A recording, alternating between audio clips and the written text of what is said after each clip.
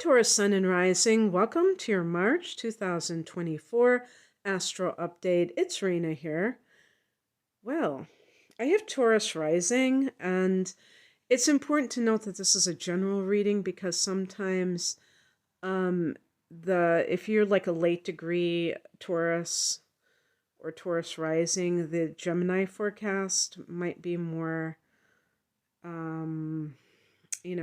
accurate for you, but just keep that in mind when you're listening, that some of these transits may occur in slightly different time frame than what I am saying, but it gives you the flavor for the month of March in any case.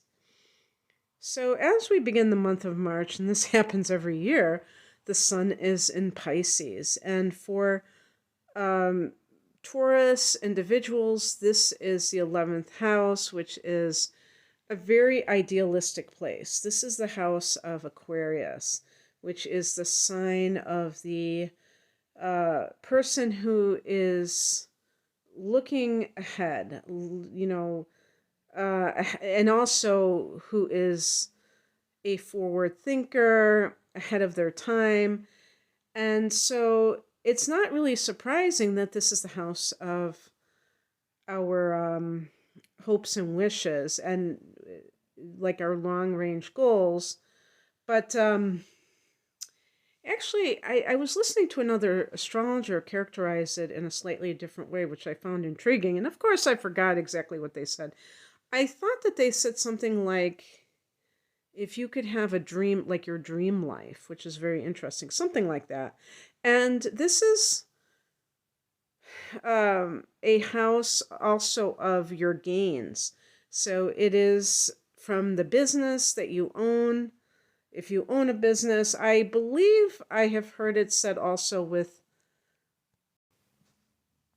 even if you're working for somebody else, but in any case, this could indicate with multiple planets being here that this could be really featured for you in March. The sun is a very positive and expansive influence.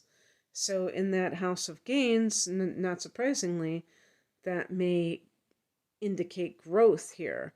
And also through creative means, meaning that you come up with more ideas of like, okay, ways to make money, and then you're able to capitalize on that.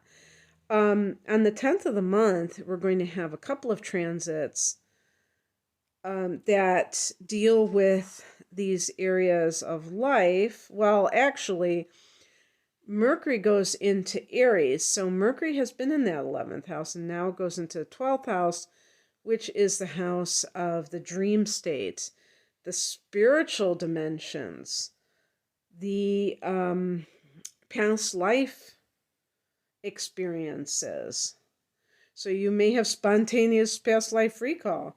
And it might come through dreams. I mean, that might be how it comes about. So do pay attention to your dreams. Don't think that they are just par for the course and that they might not hold any kind of importance in your life. They might be providing you information from the spiritual realms.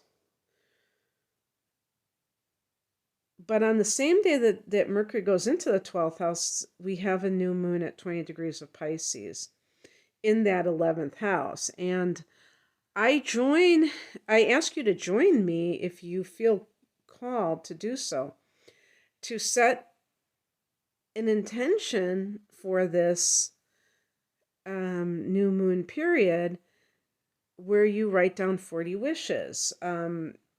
Another astrologer mentioned the work of a late astrologer called Jan Spiller, and I have her book, which is all about working with the moon cycles and talking about what they represent. And then she mentioned that when there's a new moon in your 11th house, you should make 40 wishes. Well, I don't have that book in front of me because I would look and see exactly why she mentioned 40. I remember when I got that book and I tried to do it that first year, I really couldn't come up with 40 things. So I think what I'm going to do this time You can do small things. You don't have to, everything doesn't have to be like a lofty goal. So you can break down your goals. And actually that's a good idea, because sometimes maybe people, when they're goal setting, they are too broad and their goals are tough to break down into sized pieces to be able to accomplish them. Because you might say something like, I want to write a trilogy of books, but are you going to write them all within this 12-month period? Or could you say something like, I want to write the first 2 books of my trilogy during the next year? So, yeah, so see if you can make 40 wishes. Maybe I'll make a video on that. We'll see. On the 11th, Venus goes into this area of the 11th house. Venus here can bring added social activity. You could be hanging with friends, having fun with groups of people. Maybe you belong to some kind of a group, or even like a friend invites you to join a group. You might meet love through your friendships in some way. Venus can be about art, so maybe you join some kind of group that has an artistic connection. But this could be that gains I was telling you about, because Venus is connected to money. And it's coming after that new moon the day afterwards. So I don't know if it would be that quick, but instant.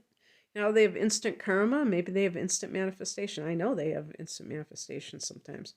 On the 19th, the sun goes into Aries. So Taurus, we're talking about the 12th house.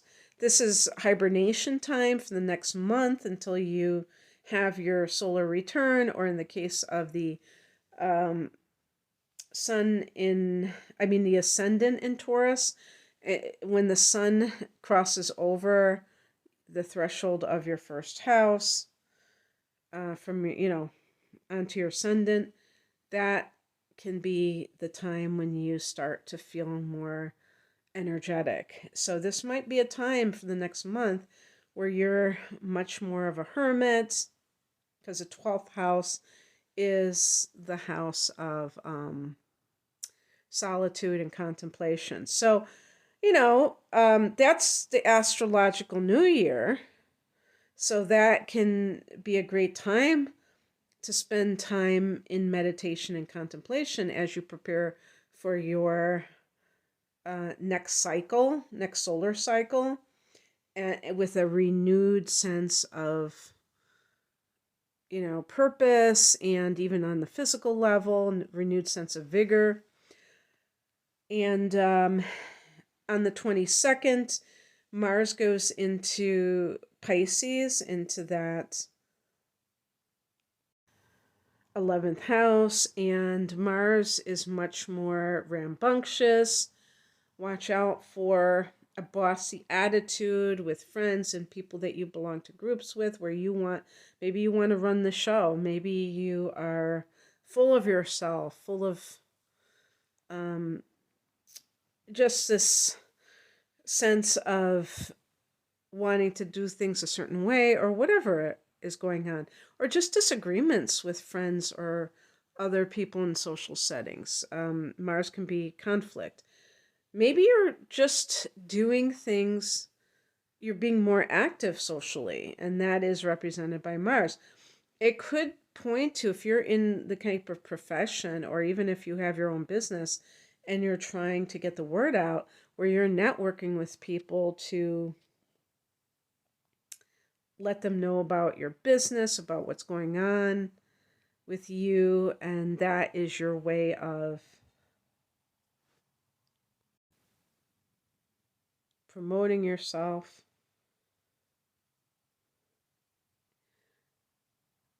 And on the 25th, and it also can be some kind of activism. The 11th house is the collective, but it's also like humanitarian efforts, and so Mars can be the crusader, and you may be fighting for some kind of a cause. On the 25th, we have a lunar eclipse at 5 degrees of Libra. And for Taurus, this falls in your 6th house. The 6th house is the house of health. It's the house of work. It's a house of pets too. In terms of health, I mean, this can be realizing what it is that you need to do to get healthy. Maybe you find something out about your health, and that sets you on that path. For other people, this can be connected to their work. Taurus is a fixed sign, a fixed earth sign. So you're very tenacious. And you may have other inner planets in Taurus, like for instance Mars in Taurus. And you may just be, I'm talking about with the sun in Taurus, and you may feel that sense of wanting to keep something going as it always has been, even if you're unhappy. And this could apply to relationships, jobs. You like consistency. You like predictability. Unlike Gemini, the sign that's adjacent to you, which may find it boring to just stay in the same relationship or in the same job for a number of years. You derive peace of mind, comfort from that. But eclipses are there to push you out of your comfort zone. So this may help you to let go of a job that is no longer serving you. However, this could be some kind of, maybe it's like the surprise, what do you call it, promotion. But it's almost like a leapfrog promotion where you get promoted to like the manager when you wanted to be the assistant manager. The lunar eclipse can also reveal people in the workplace as maybe they have been doing stuff behind your back and now you're realizing it. If you adopt the belief that whatever happens is happening, you know, there's a new agey phrase, happening for you rather than to you, that can be very helpful. And the thing is that these are fated times during eclipses. So it's not just this random situation. This is really like, you know, if it was a typical full moon, you'd say, well, you know, you may release something that isn't serving you. This is something maybe leaving you that isn't serving you. It's not a question of you doing diddly squat. You know, it's going to happen. And by the way, it doesn't mean that everybody's going to lose their jobs. It just means that if there is something going on that hasn't been for your highest good, maybe it will fall by the wayside. And would that be so bad? Maybe not. All right, Taurus, that's what I have for you. I hope that this resonated. If you would like a private reading, the link is below. Take care. Bye.